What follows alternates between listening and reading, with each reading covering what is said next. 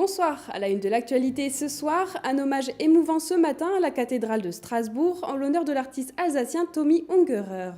Près de 70% des rivières et des eaux souterraines du Grand Est sont de bonne qualité. Et pour les préserver, l'agence de l'eau Rhin-Meuse sensibilise les entreprises au bon respect de l'environnement. Et puis, nous découvrirons l'histoire du tissu emblématique alsacien, le Kelch. Mais pour commencer, les cloches de la cathédrale de Strasbourg ont sonné pour Tommy Ungerer ce matin. Le dessinateur et auteur alsacien est décédé il y a quelques jours à Cork, en Irlande, à l'âge de 87 ans. Famille, amis et alsaciens, tous étaient réunis pour lui rendre un dernier hommage. Orchestrée par Tommy Ungerer en personne, la cérémonie était à son image, étonnante et émouvante. Un reportage de Adeline Piron.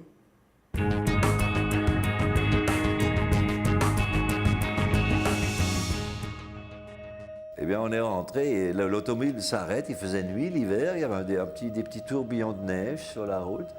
Et qu'est-ce que je crois, on tombe sur un éléphant. Eh bien, le lendemain, c'était dans le journal, il y avait un éléphant qui s'était échappé. Mais il faut que moi, j'arrive au Texas pour tomber sur un éléphant, c'est pas normal. Il s'est toujours méfié des frontières et des étiquettes. Il aimait jouer avec les mots, faire et défaire les concepts. L'artiste alsacien Tommy Ungerer avait prévu son adieu à la cathédrale Notre-Dame de Strasbourg. De confession protestante, sa dernière volonté peut surprendre. Est-ce une dernière blague? Une énième provocation? Une chose est sûre, l'artiste aura su rassembler une dernière fois ses admirateurs. C'est avec des yeux d'enfant que beaucoup se sont rendus à la cérémonie. Il représentait l'humour alsacien, qui est à la fois à l'esprit de l'Alsace, mais aussi une ouverture sur le monde. On a l'impression de vivre quelque chose d'historique. C'est comme un pan de l'Alsace là, qui est parti. Et j'avais envie de vivre aussi ceci avec ma fille. C'était un bon Alsacien qui aimait beaucoup les deux cultures et ça c'était important. Voilà. Je suis très triste. Je viens rendre un dernier hommage à Tommy. C'était un gars formidable, un grand artiste. Figure alsacienne du XXe siècle, l'artiste avait orchestré son hommage à son image. Ein Mensch kann sie wissen, ein Jäger erschießen, wie Pulver und Leid, die Gedanken sind frei.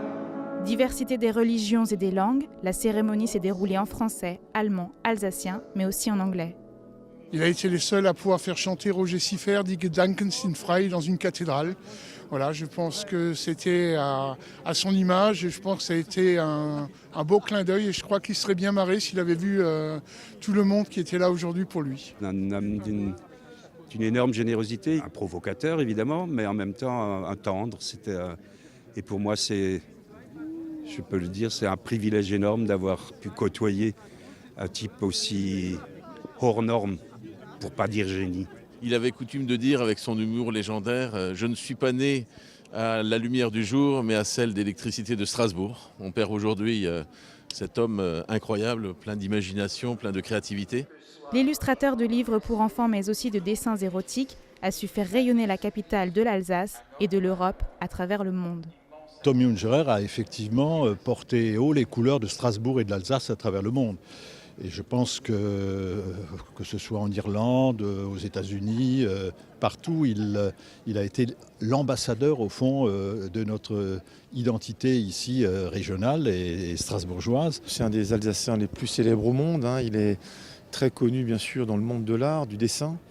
Mais je connais beaucoup de gens en Allemagne, en Angleterre, aux États-Unis, beaucoup de gens le connaissaient.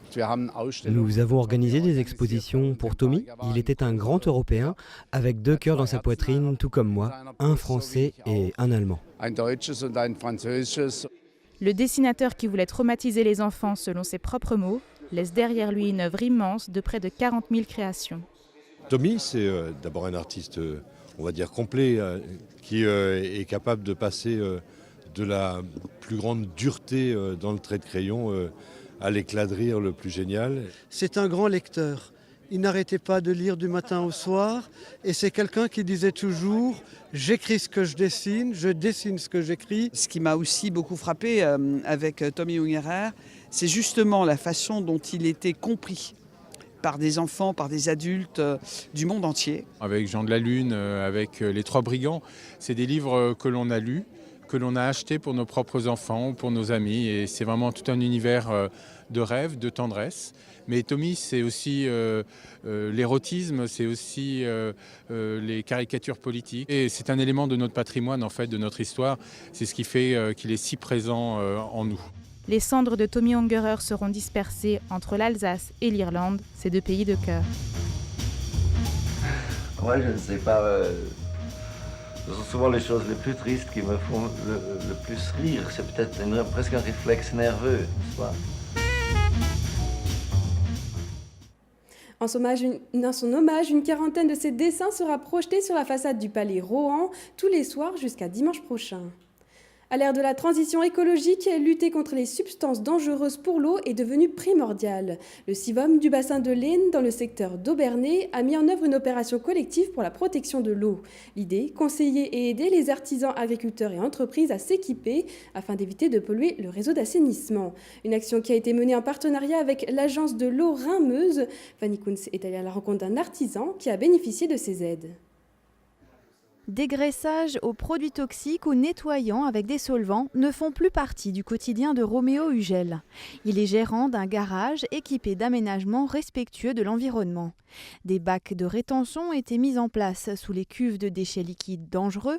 Une fontaine de dégraissage des pièces avec un produit biologique réutilisable a été installée. Autant de réalisations et bien d'autres qui changent la vie du garagiste. C'est beaucoup plus agréable de travailler avec des produits recyclables que de prendre à chaque fois des aérosols. Ça limite effectivement les coûts de ce côté-là aussi. Et même dans les conditions de travail, vous n'avez pas les odeurs de solvants, ces choses-là. On le ressent surtout comme ça. Après, on se sent aussi mieux quand on sait qu'on aide aussi un petit peu pour l'écologie. Et on se sent quand même mieux le soir quand on rentre, quand on dit voilà, on a quand même participé à tout ça. Et c'est vrai que si tout le monde jouerait le jeu, on aurait beaucoup moins de soucis peut-être derrière, plus loin. Pour l'aider à faire la transition, le jeune homme a pu bénéficier de l'accompagnement du CIVOM du bassin de l'Aisne. L'organisme s'engage à prévenir, réduire et supprimer dès la source les rejets de micropolluants vers le réseau d'assainissement. Dans le cadre de ce garage, le CIVOM a travaillé en partenariat avec la COPMA, qui est un de ses partenaires pour l'opération collective du CIVOM. Le travail a été d'accompagner le garage, de le conseiller, de monter un dossier de demande d'aide auprès de l'agence de l'eau. Pour le garage, ça demande quand même un investissement, puisque c'est quand même tous ces projets ont un coût, où il n'y a pas forcément toujours un retour sur investissement direct. On utilise des produits biologiques à la place de solvants, donc il y a quand même un gain au niveau de tout ce qui est la sécurité du travail pour les employés. Et puis après, même si c'est pas toujours évident pour le garage de valoriser son engagement environnemental, il y a quand même ce côté-là, en tout cas, qu'on peut souligner. L'agence de l'eau Rhin-Meuse soutient financièrement ce projet.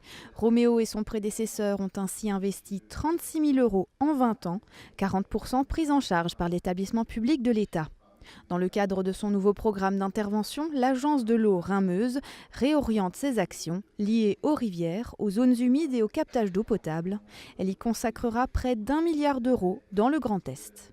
On se rend compte effectivement que ces thématiques-là sont aujourd'hui prioritaires par rapport à d'autres enjeux qui sont effectivement l'érosion de la biodiversité, l'aspect eau et santé, mais surtout l'adaptation au changement climatique qui est effectivement un mouvement de fond qui nous incite à nous ouvrir encore davantage vers ces actions qu'on a menées depuis une dizaine d'années. Donc on sait qu'on a encore du travail devant nous.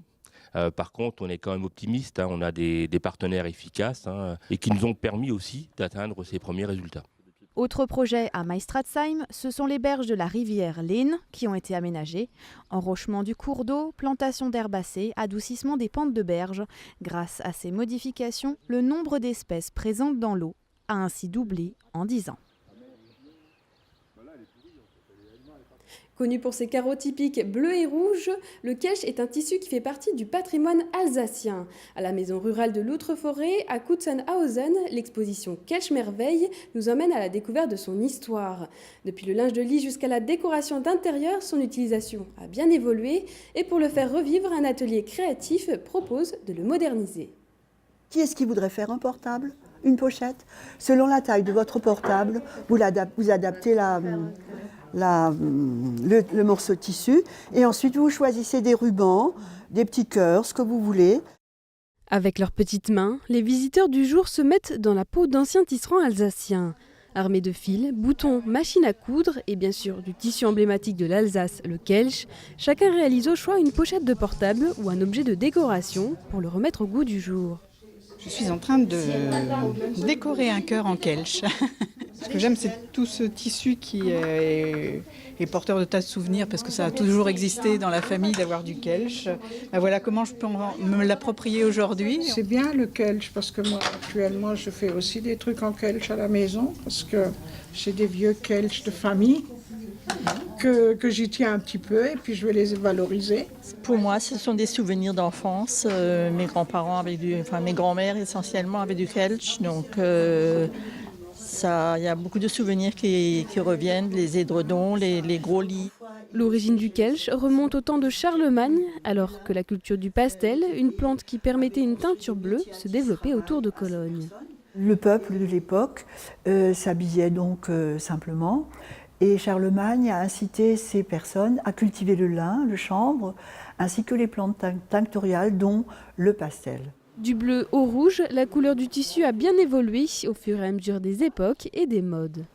Il y a par exemple le bleu azur qui était la couleur préférée des rois à une certaine époque, le bleu céleste qui a été utilisé pour les vitraux. Et puis ce qui touche beaucoup l'Alsace, c'est la culture de la garance.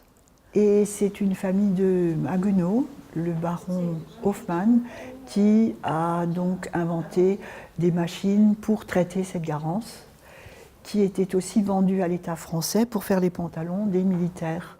D'abord confectionné dans les couvents, le Kelch a séduit les paysans qui s'en sont emparés pour leur linge de lit essentiellement, avant de s'étendre aux serviettes, torchons, nappes. Jusqu'au jour où il disparut, après la Seconde Guerre mondiale, remplacé par un tissu plus pratique, le coton. Lorsqu'on n'en a plus voulu, lorsqu'il y a eu d'autres tissus plus pratiques et plus confortables, ces tissus restaient au fond des armoires et un beau jour, on s'est dit tiens, on pourrait en faire une nappe. Alors on les a rebrodés, on a fait des napperons de corbeille, différentes choses. Et c'est comme ça que ce Kelch a été détourné pour d'autres usages, puisqu'au départ, il était uniquement prévu pour la literie et les rideaux d'alcôve. Aujourd'hui, les décorateurs d'intérieur et brodeuses raffolent de ce tissu. Ainsi, le Kelch ne disparaîtra pas de l'Alsace de sitôt. Et tout de suite, l'image du jour d'Olivier Anne. Gros succès pour les messages d'amour publiés sur les panneaux d'information de la ville de Strasbourg. Pour la Saint-Valentin, des dizaines de messages se sont succédés à la grande surprise des riverains et des automobilistes. Certains ont été très inspirés, mais notre préféré est sans nul doute cette référence au match Racing Lyon de la saison dernière.